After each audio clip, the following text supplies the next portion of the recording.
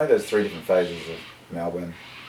Then we went to Berry, which is a whole other thing. Like, those 2 sessions are like so different. Yeah. I remember the day I turned up there, and I was like, it was heavy. Like how the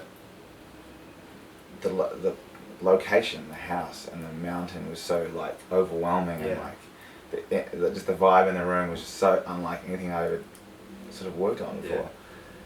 And I could tell you were in the vibe. I was so chilled out, man. You were so chilled. You just like slowly walk out and be like, hey Dan. One of the things I remember about Monday, I remember just being like, that moment of just like, oh, there's that song that you can open a record with. There's the song that you could play to anybody, and you could play to anybody at any point, and it would explain what the record represents.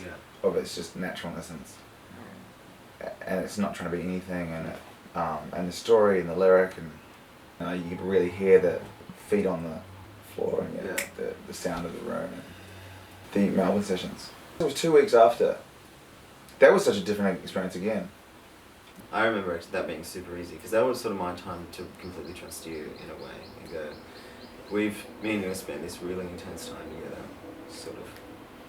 It was very intense, yeah. Sort of understanding where we're both coming from, even from a musical perspective. So I was like, I have no problem with you sitting at the desk in the control room going, do it again. One thing that should be noted is that at no point, in any point making this record, did Matt wear shoes.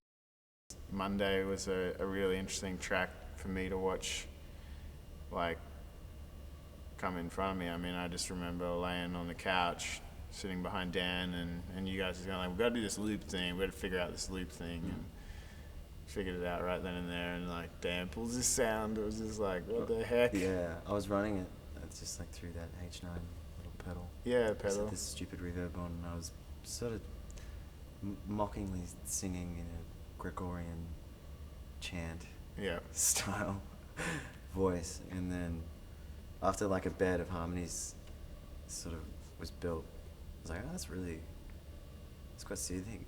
Yeah. And then this melody came out, like exactly the way that you hear the song now. It's, I think, the first way it came out, with all the space, even the oohs and stuff, like everything was there.